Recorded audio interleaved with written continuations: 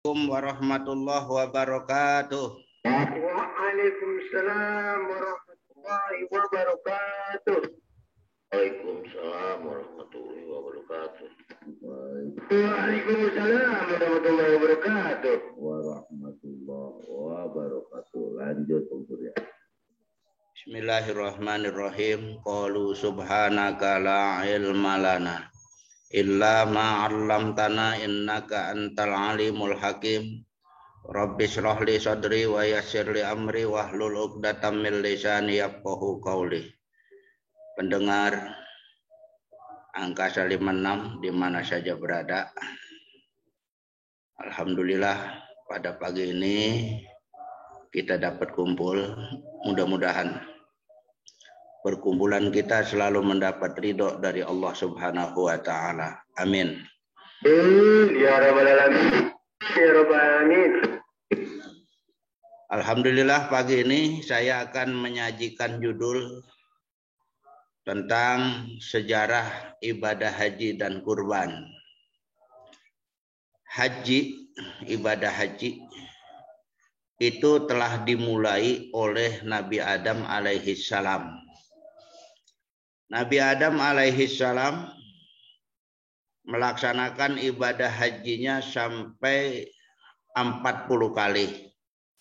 Umurnya 1200 tahun. Ka'bah sudah ada di muka bumi ini 1000 tahun sebelum Nabi Adam ada, sudah ada. Kemudian di zaman Nabi Nuh, dunia ditenggelamkan selama 42 hari. Sehingga tertimbun Ka'bah itu dengan lumpur. Sebab-sebab dunia ditenggelamkan selama 42 hari di zaman Nabi Nuh. Karena orang-orang yang ada di zaman Nabi Nuh, mereka menyembah patung. Ada 5 patung besar, yaitu Ya'uq, Yagus, Wadda, Suwa, dan Nasir. Itu yang disembah-sembah oleh orang yang ada di zaman Nabi Nuh. Padahal Nabi Nuh dakwah mengajak mereka, umurnya 990 tahun, dan dia dakwah selama 950 tahun, hanya mendapatkan pengikut 78 orang yang ada di kapal tersebut. Ketika itu Nabi Nuh berdakwah, mereka menyikapinya mata ditutup, telinga ditutup, jadi tidak mendengar sama sekali.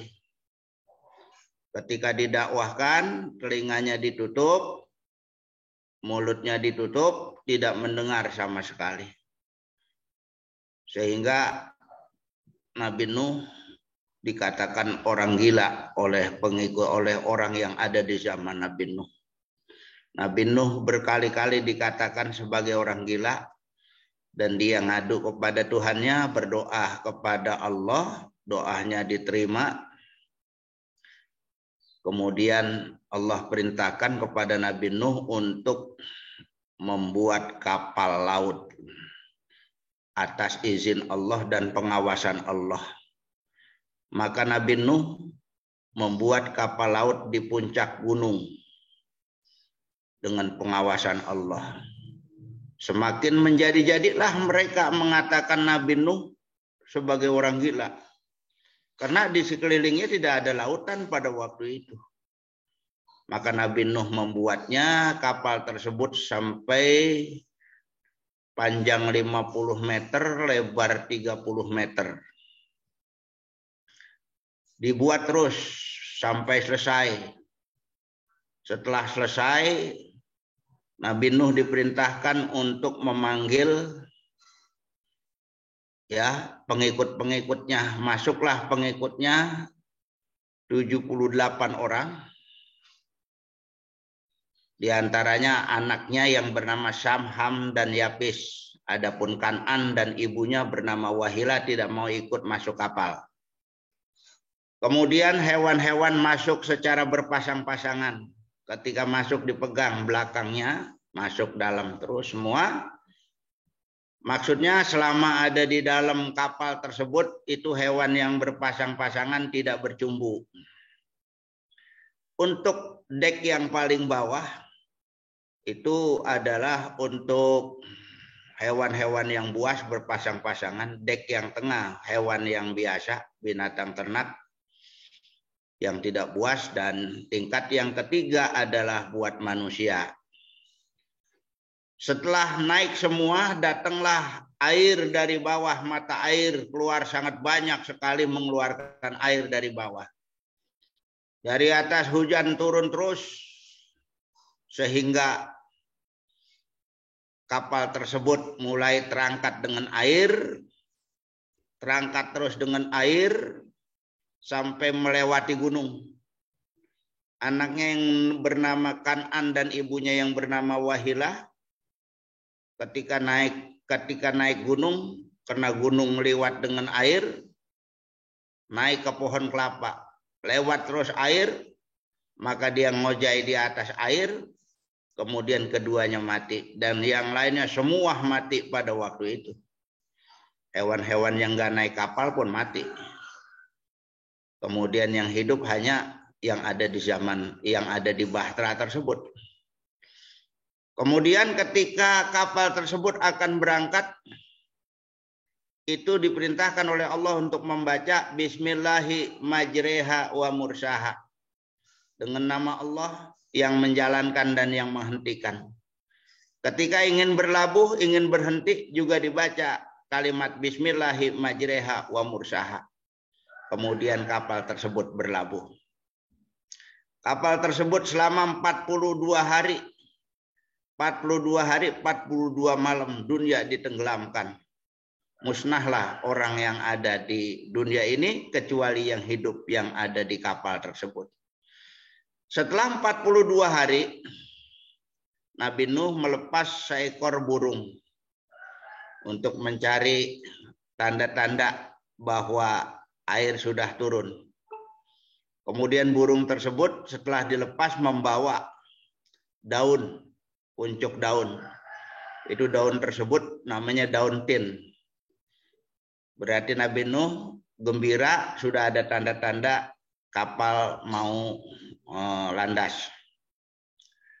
Kemudian di Gunung Tigris atau Gunung Al-Judiyu kapal tersebut yaitu landas. Turunlah mereka semua dari kapal tersebut sehingga berkembang biak lagi, manusia menjadi banyak lagi, hewan menjadi banyak lagi.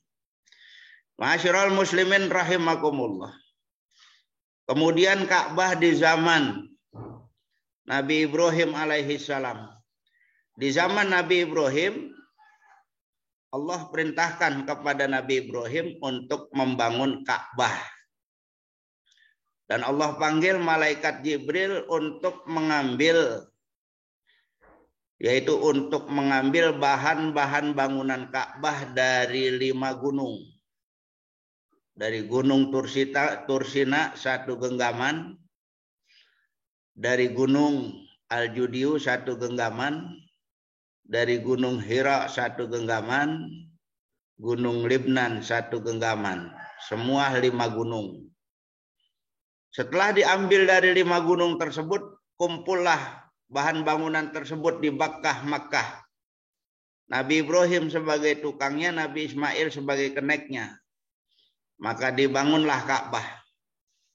Tadinya pondasi Ka'bah tidak terlihat sebelum dibangun. Kemudian Allah kirim angin Siba. Nama angin tersebut angin Siba.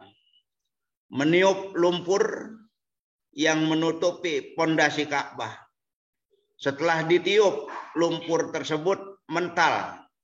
Dia punya pasir-pasirnya ke seluruh dunia. Bila kejatuhan pasir tersebut di dunia mana saja, bahannya akan jadi masjid. Ya artinya barang siapa yang ingin sekali untuk melaksanakan ibadah haji, ya harus rajin-rajin konsultasi terhadap asalnya tanah yang mental dari sana. Setelah itu terlihatlah pondasi Ka'bah yang ada di zaman Nabi Adam. Jadi Nabi Ibrahim membangunnya bersama Nabi Ismail itu enggak pakai gali pondasi baru, jadi pondasi yang lama dilanjutkan. Dibangun 8 meter persegi. Setelah selesai dibangunnya Ka'bah tersebut, Nabi Ibrahim datang kembali. Ya, Nabi Ibrahim. Bukan Nabi Ibrahim. Malaikat Jibril datang kembali, yaitu membawa batu putih dari surga. Diletakkan di sudut Ka'bah. Kemudian sinarnya sangat memukau.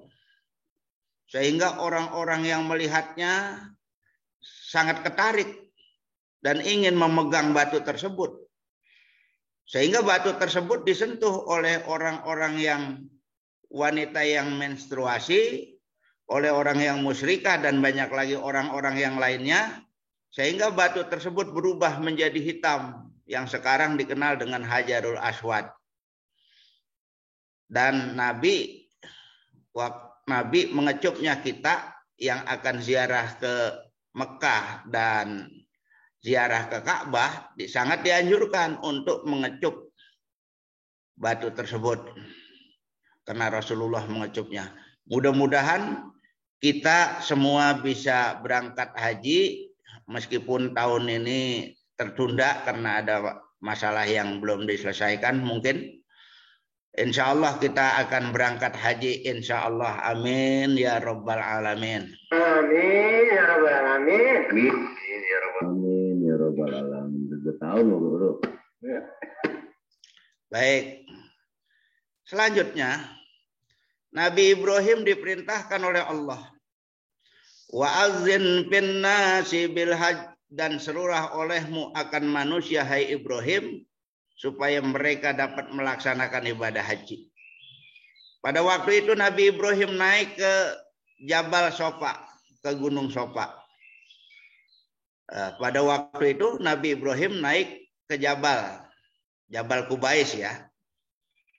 Begitu naik ke Jabal Kubais, padahal tidak ada orang di sekelilingnya. Dia menyeru dengan kata-kata ayyuhan nas innallaha qad farada alaikumul hajja fahajju. Wahai manusia, sesungguhnya Allah telah mewajibkan kamu haji, maka hajilah kamu semua. Dia menoleh ke kiri dan ke kanan. Namun yang jawab seruan Nabi Allah Ibrahim tersebut adalah manusia yang masih berada di alam janin. Ada yang menjawab 1 kali, ada yang 2 kali, ada yang berkali-kali.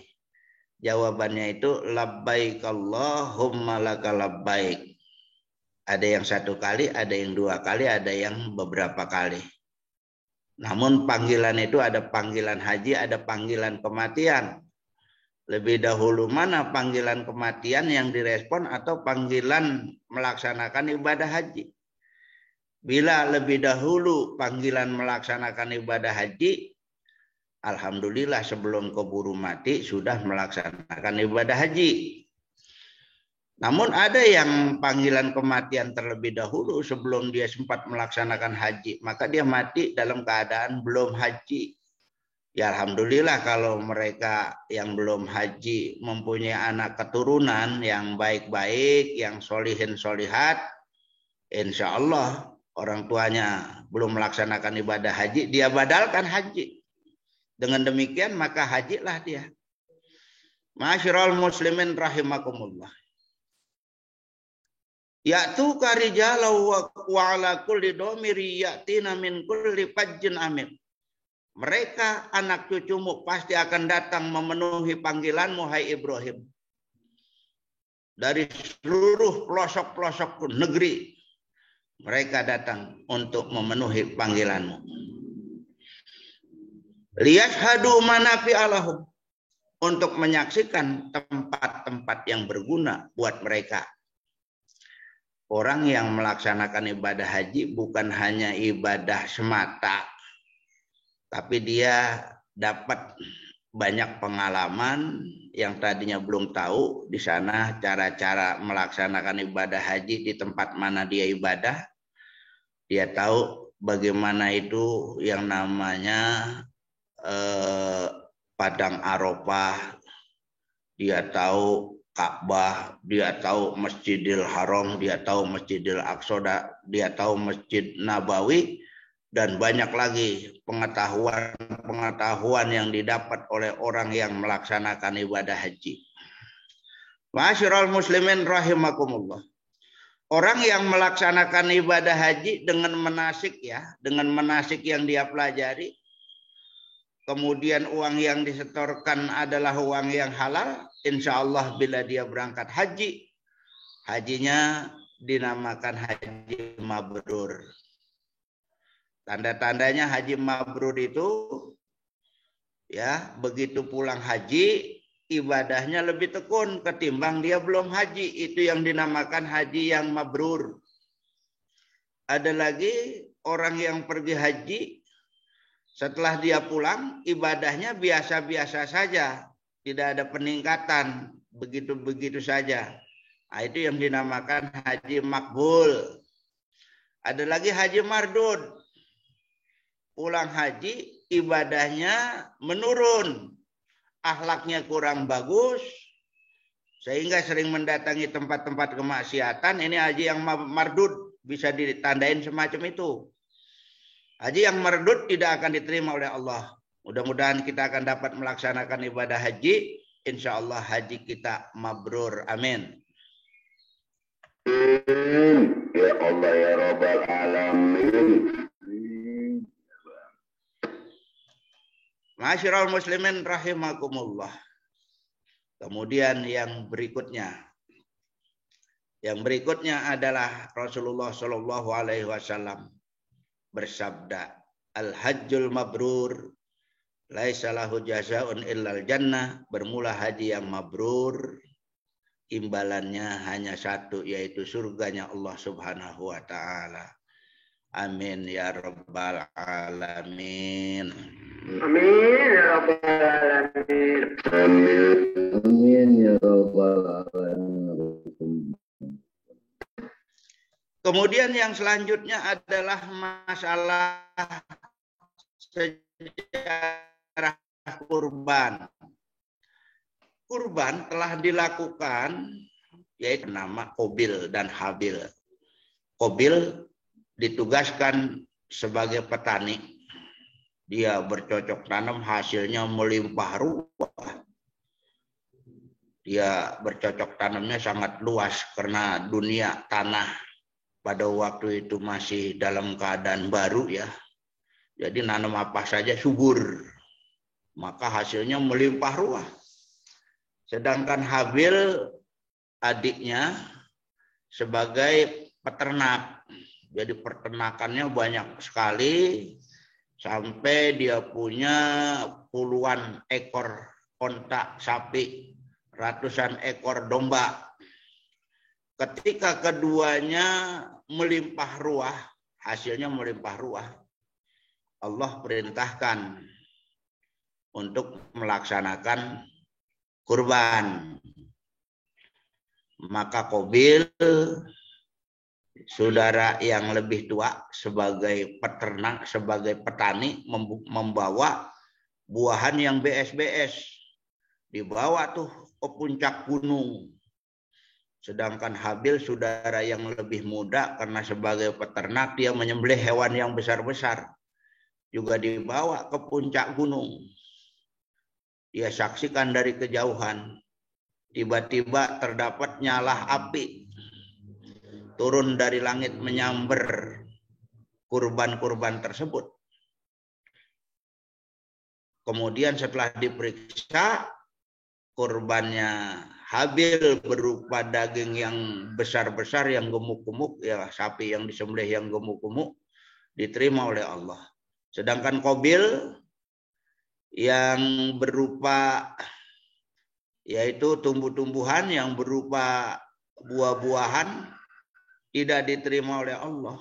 Bahkan setelah diperiksa itu dimakan ulet. Bahasa kampungnya dibelatungin, tidak diterima oleh Allah. Sangat jengkellah Qabil karena korbannya nggak diterima. Berbetulan dengan itu Allah sudah perintahkan kepada Nabi Adam nikah silang, kepada Qabil dan Habil harus dinikahkan. Qabil dijodohkan kepada adik kembarnya Habil bernama Labudah, sedangkan Habil saudara yang lebih muda dijodohkan kepada adik kembarnya Qabil yang bernama Iklimah. Iklimah ini sangat cantiknya luar biasa. Sedangkan Qabil saudara paling tua, istrinya jelek, kurang menarik.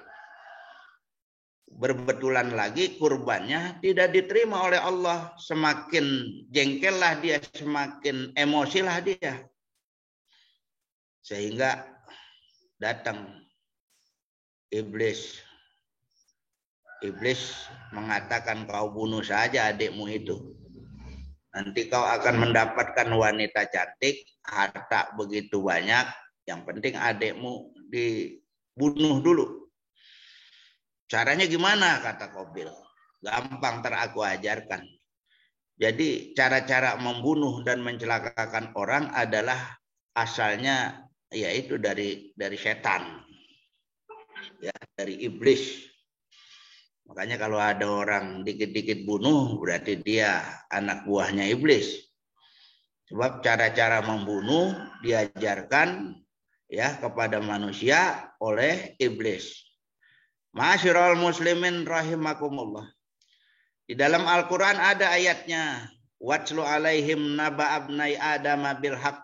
Iz qarraba qurbanan fatuqubila min ahadihima walam yutaqabbal minal akhar. Qala la aqtulannak. Qala innama yataqabbalullahu minal muttaqin. Dan bacakanlah hai Muhammad kepada pengikutmu tentang kedua anak Adam, keduanya melaksanakan kurban, yang satu diterima dan yang satu tidak. Sehingga yang tidak diterima mengatakan la aqtulannak, akan aku bunuh engkau hai Habil.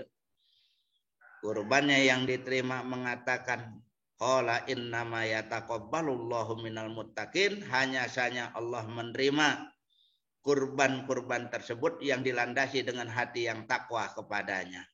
Ma'asyiral muslimin rahimakumullah. Kemudian ketika Habil sedang tertidur pada suatu hari, Qabil datang membunuhnya dengan batu. Dipukul bagian kepalanya dengan batu, langsung meninggal. Setelah meninggal dia bingung, tidak bisa cara mengurusnya. Maka dipanggul-panggulnya lah jasad adiknya itu. Sampai berhari-hari, bahkan sampai 42 hari. Setelah 42 hari, dia duduk di bawah pohon, ternyata Allah kirim 2 ekor burung gagak hitam. Perang di udara, yang satu menang dan yang satu kalah. Sehingga yang menang mencoker-coker tanah, kemudian yang kalah dikuburnya. Pada waktu itu Qabil menyaksikan, langsung dia contoh. Dia gali tanah, kemudian adiknya dikuburnya. Dan dia merasa menyesal, kenapa tidak dari kemarin kami dapat pelajaran, kata si Qabil. Setelah adiknya dikuburnya, dia tidak berani pulang ke rumah. Dia berkelana. Akhirnya dia tidak mendapatkan wanita cantik dan juga dia tidak mendapatkan harta yang melimpah. Dia dihantui dengan rasa ketakutan. Ingat, setiap orang yang mempunyai kesalahan, membunuh orang dan lain sebagainya, itu dihinggapi dengan rasa ketakutan terus sampai kemana saja dia selalu diikuti dengan ketakutannya itu. Makanya banyak yang mati karena ketakutan, karena saking ketakutannya. Dan Qabil tersebut dia berkelana, menurut riwayat dia termasuk orang yang mati di zaman Nabi Nuh, ditenggelamkan oleh Allah Subhanahu wa taala. Ma'asyiral muslimin rahimakumullah. Kemudian kurban pada zaman Nabi Ibrahim alaihi salam. Ya, mudah-mudahan kita akan dapat melaksanakan kurban. Amin. Ya Rabbal Alamin. Ya Allah ya Rabb. Amin. Ya Rabbal Alamin. Baik. Kurban pada zaman Nabi Ibrahim alaihi salam. Di zaman Nabi Ibrahim alaihi salam, Nabi Ibrahim ketika datang musim kurban, dia melaksanakan kurban, menyembelih kurban sampai ratusan ekor domba, sampai puluhan ekor sapi dan onta. Setiap datang musim kurban, sehingga banyak orang yang kagum dengannya. Kagum dengan Nabi Ibrahim, berani benar Nabi Ibrahim ya, kurban sampai sebanyak itu. Sampai malaikat-malaikat pun kagum dengan dia. Sehingga Nabi Ibrahim berkata, saya ini jangan pula berupa hewan. Anak sekalipun kalau memang Allah perintahkan untuk dikurbankan, pasti akan saya kurbankan. Setelah dia berbicara semacam itu, pada waktu itu dia belum mempunyai anak keturunan. Beberapa puluh tahun kemudian mempunyai anak keturunan.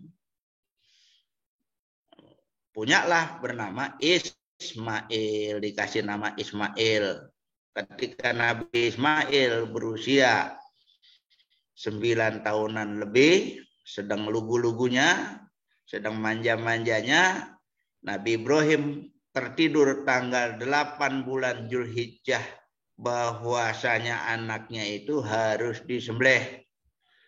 Kemudian dia bangun. Setelah bangun dia merasa ragu, ini perintah apakah dari setan? Keraguan Nabi Ibrahim dinamakan tarwiyah. Jadi hari tarwiyah itu adalah keraguannya Nabi Ibrahim terhadap perintah Allah tersebut kepadanya. Orang yang puasa tanggal 8 bulan Zulhijjah pahalanya sangat besar. Mudah-mudahan kita udah berangkat haji tidak tahun ini, ya udah kita puasa saja. Memang ada yang puasa dari tanggal 1 Zulhijjah sampai 9. Ya mungkin itu terlalu banyak bagi aki-aki nenek-nenek, mungkin ya bisa dia puasa dari tanggal 1 sampai 9. Karena aktivitasnya dia sudah berkurang. Tapi bagi yang pekerja mungkin kan agak berat. Ya sudah, tanggal 8 saja sama tanggal 9. Tanggal 8 sangat besar pahalanya. Tanggal 9 di hari Arafah juga sangat besar pahalanya. Mudah-mudahan kita akan dapat melaksanakan ibadah puasa. Amin. Amin ya Rabbal Alamin. Kemudian tanggal 9 bulan Zulhijjah, hari Arafah. Artinya Arafah, Nabi Ibrahim merasa yakin betul terhadap impiannya. Dia tertidur kembali tanggal 9 bulan Zulhijjah, ngimpi bahwasanya impiannya itu seperti impian yang kemarin. Dan dia merasa yakin ini bukan ngimpi sembarangan, ini perintah dari Allah. Nah, kemudian tunduklah dia terhadap perintah tersebut. Maka anaknya dipanggil bernama Ismail, musyawarah. Meskipun dia Nabi dan Rasul, masalah apa saja dia musyawarah. Ini contoh buat kita. Kalau mempunyai apa saja, ya kudu dimusyawarahkan terlebih dahulu. Sebab bila bermusyawarah terlebih dahulu, insya Allah, Allah yaitu akan menolong. Tapi kalau tidak pakai musyawarah lagi, Allah lepas tangan. Jadi kita perbanyaklah musyawarah. Sebagaimana Nabi Ibrahim bermusyawarah kepada anaknya. Setelah anaknya menghadapnya, Nabi Ibrahim mengatakan, ya bunayya inni ara fil manami anni azbahuka fanzur madza tara. Di dalam Al-Quran. Wahai Ananda, ayahanda diperintahkan oleh Allah untuk menyembelih menyembelihmu. Sekarang bagaimana pendapatmu?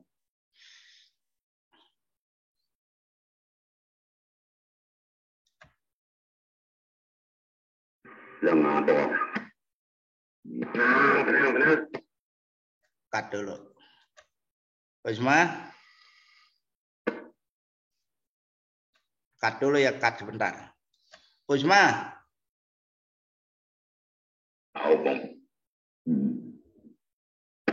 Isma.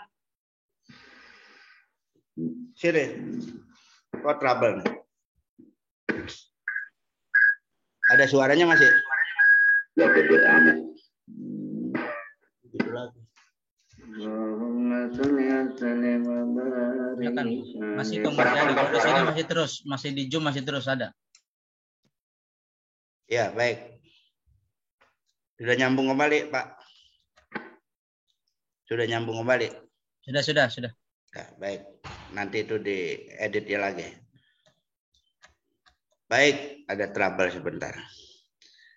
Baik ya, kita lanjutkan, yaitu sejarah haji dan kurban. Ma'asyiral muslimin rahimakumullah. Sampai di mana tadi saya bicara? Musyawarah dengan Nabi Ismail. Nah, baik, ya nanti diedit ya, Bang Surya. Kita lanjutkan. Baik ya, jadi musyawarah Nabi Ibrahim terhadap anaknya. Anaknya menjawab. Diulangi, musyawarah Nabi Ibrahim kepada anaknya. Di dalam Al-Quran dijelaskan, ya bunayya inni ara fil manami anni azbahuka fanzur madza tara. Wahai Ananda, sesungguhnya ayahanda diperintahkan untuk menyembelihmu. Sekarang bagaimana pendapatmu? Kemudian anaknya yang sangat soleh menjawab, ya abatif al-matu marusatajiduni insyaallahu minas sabirin. Wahai ayahanda, kalau memang itu perintah Allah, laksanakanlah. Pasti kau dapatkan Ananda termasuk daripada orang-orang yang sabar. Setelah keduanya tunduk, maka Nabi Ibrahim membawa seutas tali, sebuah pisau yang sudah ditajami. Dibawalah ke Mina. Sampai di Mina, Nabi Ibrahim berkata lagi, wahai anakku, kau tunggu di sini. Bapak mau cari tempat yang strategis untuk penyembelihan. Ketika ayahnya geser dari tempat tersebut, muncullah iblis mengatakan, hai Ismail, kau mempunyai orang tua yang tidak benar itu. Kenapa anak satu-satunya harus disembelih? Nabi Ismail ngambil beberapa batu, maka dilempar.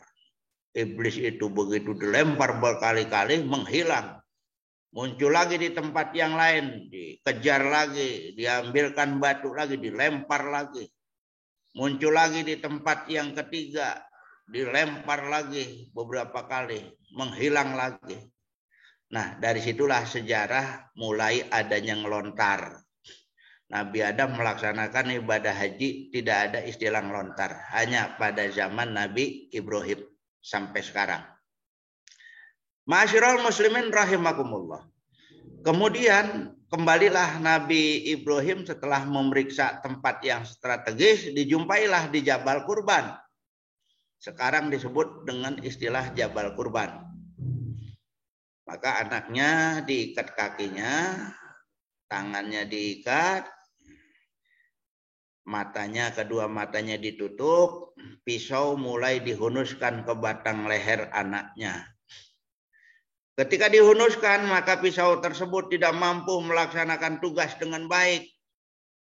Sampai Nabi Ibrahim ngambil sebuah batu. Diambilkan batu itu untuk memukul bagian belakang pisau. maka terbelah dua batu itu, leher tetap utuh. Sehingga pisau itu dengan izin Allah berbicara. Wahai Nabi Allah Ibrahim, aku ini tidak diizin untuk menebas batang leher anakmu. Kalau memang diizin, tekan saja sudah selesai tugas saya. Ketika dia sedang berdialog dengan pisau tersebut, datanglah malaikat Jibril membawa seekor kambing kibas hasil kurbannya Habil. Sambil mengatakan malaikat Jibril, Allahu Akbar, Allahu Akbar, Allahu Akbar. Nabi Ibrahim menjawab, La ilaha illallah, Allahu Akbar. Kemudian Nabi Ismail yang sedang membujur juga menjawab, Allahu Akbar walillahil hamd. Dari situlah sejarah mulai adanya takbir, dikemas, kemudian sampai ke zaman Nabi kita, sampai kita sekarang. Makanya di malam hari raya Idul Adha, itu perbanyaklah takbir sampai akhir hari tasyrik. Kalau lebaran Idul Fitri, takbir hanya 1 malam. Sampai pagi, begitu pulang sholat Idul Fitri, selesai takbir sudah tidak ada lagi. Itu takbir muakkad yang berwaktu namanya. Kalau di Idul Adha, itu takbirnya mulai habis asyar. Kenapa habis asyar? Sebab terjadi mimpinya itu kan asyar. Sampai di malam hari raya Idul Adha, sampai akhir hari tasyrik. Rasulullah menjelaskan, man ahya lailatal id ahyallahu qulubahu. Barang siapa yang menghidupkan malam hari raya Id dengan takbir, sholat tasbih dan lain sebagainya, pasti Allah akan hidupkan hatinya. Mudah-mudahan kita di malam hari raya Idul Adha besok kita isi dengan takbir. Baik di jalan, di rumah, di mana saja. Sampai akhir hari tasyrik. Mudah-mudahan kita dapat melaksanakannya. Amin. Amin ya rabbal alamin. Amin ya rabbal alamin. Amin ya rabbal alamin. Baik, kita lanjutkan. Kemudian Nabi Ibrahim lulus daripada ujian yang begitu besar. Maka yang disembelih sebagai gantinya adalah yaitu hewan yang dibawa oleh malaikat Jibril tersebut, kambing kibas. Disembelihlah. Nah, kemudian kurban di zaman Nabi besar kita Muhammad Shallallahu Alaihi Wasallam. Nabi kita, Nabi Muhammad Shallallahu Alaihi Wasallam, setiap datang musim kurban, dia selalu melaksanakan kurban. Sayyidina Ali diperintahkan sebagai ketua panitia. Jadi kurban itu di zaman itu ada panitianya, jadi bukan hanya sekarang. Sayyidina Ali sebagai ketua panitia pelaksanaan menyembelih kurban. Tapi ada juga yang jauh dari tempat itu, mereka masing-masing berkurban masing-masing. Ya kepada kita kalau yang dekat masjid, ya berikan saja kepada panitia yang ada di masjid atau musola. Ada orang yang mengatakan kalau kurbannya kita serahkan di musola tidak sah katanya. Sebab musola itu tidak pernah dipakai Idul Adha dan Idul Fitri, alasan dia semacam itu. Itu pendapat semacam itu tidak benar. Jadi yang benar boleh saja. Asal jangan disembelihnya di musola, di masjid. Dagingnya digantung di tiang masjid itu kurang bagus. Jadi harus jauh dari tempat ibadah. Cari lapangan. Ya ketuanya ya ketua panitianya orang masjid. Pengurus panitianya orang yang ada di masjid, yang ada di musola. Nyembelihnya jangan di masjid, di musola, di tempat lain, jauh dari masjid. Jadi bukan harus disembelih dagingnya diletakkan di masjid, sesel di masjid, itu salah besar. Jadi harus jauh dari, karena kan itu darah, banyak kotoran-kotorannya harus jauh dari tempat yang suci. Sebagaimana di Mekah itu pelaksanaan kurban jauh dari Masjidil Haram, di Baladiyah. Masjidil Haram kan tanah haram, dia harus keluar dari tanah haram, dia di tanah halal di Baladiyah dilaksanakan korbannya itu. Kalau di Mekah ada yang di Jabal Kurban. Tuh. Ma'asyiral muslimin rahimakumullah. Rasulullah Shallallahu alaihi wasallam bersabda, "Man wajadalahu sa'atan falam yudhi fala yaqrabanna musallana." Barang siapa yang memiliki keluasan rezeki, kemudian dia tidak melaksanakan kurban, duitnya banyak di bank, mobilnya baris, banyak punya harta.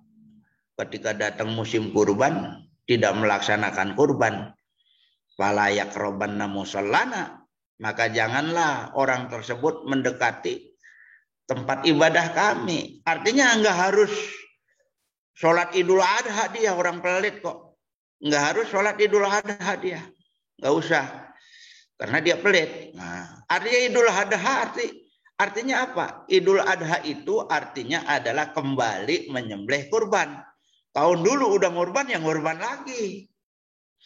Nah itu. Juga Rasulullah Shallallahu alaihi wasallam menjelaskan di hadis lain, man kharaja min baitihi li syira'il udhiyah. Barang siapa yang keluar dari rumahnya untuk membeli hewan kurban, karena lahu likulli khatwatin asyru hasanatin, adalah untuk dia setiap satu langkah 10 kebajikan pahala. Makanya kalau kita mau beli hewan kurban, tempatnya yang agak jauh dari rumah kita, maksudnya supaya pahalanya lebih banyak. Jangan belinya di depan rumah, pahalanya dikit, agak jauh. Ada yang belinya di Jawa Tengah sono, beli kurban loh, hewan kurban. Pakai diangkut pakai truk ya. Nah, itu pahalanya besar itu. Cuman kalau lagi penyekatan begini ya jangan beli jauh-jauh lah. Yang ada di wilayah kita aja. Daerah Jakarta, Tangerang, Bogor ya Bogor. Nah, mudah-mudahan kita akan dapat melaksanakan kurban. Amin. Di Kalimalang kau tinggikan kok. Baik. Kemudian yang berikutnya, hadis berikutnya dijelaskan, wa inna likulli kitratin min damiha ja'alallahu malaikatan yastaghfiruna lahu. Dan setiap setetes darah Allah jadikan sesosok tubuh malaikat, yang tugasnya malaikat tersebut memintakan ampun buat orang yang ngurban. Coba berapa ratus tetes itu ketika disembelih keluar darahnya. Biarkan darahnya itu bertetesan dan masuk ke bumi, jangan ditadangin. Ini ditadangin, digoreng, katanya marus itu hukumnya haram, nggak boleh. Bukan hanya hewan kurban saja. Hewan yang lain juga, siapapun yang nyembelih hewan, darahnya ditadangin, dikerasin, kemudian digoreng, maka hukumnya haram. Itu darah. Biarin dia masuk ke bumi ini. Ma'asyiral muslimin rahimakumullah. Wa inna likulli luqmatin, dan setiap sepotong daging, misli itqi raqabatin, seperti orang yang memerdekakan budak di zaman Rasul. Pahalanya. Makanya kalau nyembelih kurban itu dagingnya harus dipotong kecil-kecil. Maksudnya supaya pahalanya lebih banyak. Nanti dikumpulkan daging-daging tersebut, diatur, berikan kepada orang-orang yang jarang ketemu daging, diutamakan. Orang yang ngurban itu boleh makan sebagiannya. Sebab konteks Al-Qur'annya, fakulu minha, makanlah olehmu sebagiannya. Jangan lebih dari seperempat makannya. Seperempat boleh. Sekedar kaki kambing dikasih oleh panitia. Nih, karena kamu kurban dikasih oleh panitia pahanya. Satu, ambil aja. Jangan dibohongin sama panitia. Kalau kamu nanti kakinya diambil satu oleh kamu, nanti di sana kakinya tidak ada satu gimana? Nah, itu juga jangan mau itu dibohongi oleh panitia. ambil aja, boleh makan. Konteks Al-Qur'annya menyatakan boleh. Tapi sebagiannya harus diberikan kepada orang yang jarang ketemu daging, diutamakan. Ini mah fakir miskin kagak dapat, anak yatim kagak dapat, yang mobilnya baris dibagi oleh panitia. Makanya panitianya ini harus dilatih, kasih dulu kepada orang yang jarang ketemu daging, kasih. Kalau masih ada lebihnya ya baru kita kasih. Orang yang agak kaya boleh. Orang yang agak kaya kalau dikasih karena daging banyak, jangan nolak, ambil aja. Kalau udah diambil nanti hadiahin lagi kepada yang lain. Mudah-mudahan kita akan dapat melaksanakan kurban. Amin. Amin. Amin. Amin. Iya, baik. Terakhir, karena di zaman kita sekarang ini lagi zaman adanya wabah ya. Mudah-mudahan kita diselamatkan oleh Allah dari wabah tersebut. Caranya iman harus diamalkan, ditingkatkan. Artinya ibadah kita tingkatkan. Masjid datang, kita jadikan masjid itu sebagai benteng. Kita berdoa kepada Allah. Insya Allah Allah terima doa kita dan Allah akan melindungi kita semua. Apalagi sholatnya jamaah terus. Jangan henti-henti sholat, selalu berjamaah. Terutama isya dan subuh. Bila sholat berjamaah subuh dipelihara oleh Allah, tidak akan terkena musibah sampai, kalau dia sholatnya sholat subuh jamaah sampai isya. Bila dia sholat isya berjamaah, dipelihara oleh Allah. Tidak akan terkena musibah apa saja sampai subuh. Apalagi sholatnya 5 waktu. Kita selalu berjamaah. Insya Allah Allah pelihara kita. Itu iman yang harus diamalkan namanya. Yang kedua, imun harus ditingkatkan. Imun itu bagaimana cara meningkatkannya? Yang pertama, pikiran. Kita mikir harus yang bagus-bagus saja lah. Mikir yang enak-enak, yang kedepannya kita merasa gembira, itu yang kita harus pikir. Jangan mikir yang negatif. Kurangi ngelihat HP yang sifatnya ada pemberitahuan kematian. Jadi kan hati itu dak-dikduk. Ngelihat TV yang memberitakan corona melulu. Sebab pemberitaan itu kan kadang-kala ada yang benar, ada yang banyakkan propaganda. Ada yang hoax. Jadi kurangi. Kita lihat TV yang enak-enak sajalah. Jadi dengan demikian pikiran kita sehat, hati tidak waswas. Padahal ada obat hati itu. Apa obat hati itu? Lihat. Ala bidzikrillahi tatmainnul qulub. Ketahuilah, dengan sebab banyak baca Al-Quran, hati akan menjadi tenang. Baca lagi. Sholawat tibbil qulub, baca tuh. Allahumma sholli ala sayyidina Muhammadin tibbil qulubi wa dawaiha, dan seterusnya. Baca itu berulang-ulang. Terutama baca Quran. Insya Allah hati kita tenang. Pikiran kita juga sehat. Ya, memikirkan yang selalu yang enak-enak saja. Jadi kita, badan kita kuat, iman kita kuat. Insya Allah Allah pelihara. Makan yang teratur, tidur yang cukup, insya Allah aman. Mudah-mudahan kita semua diselamatkan. Sampai di sini dahulu apa yang telah saya sajikan. Mudah-mudahan ada hikmahnya dan ada manfaatnya. Kurang lebihnya saya mohon maaf atas perhatian teman-teman semua. Saya ucapkan banyak terima kasih. Wabillahi taufiq wal hidayah. Wassalamualaikum warahmatullahi wabarakatuh. Waalaikumsalam.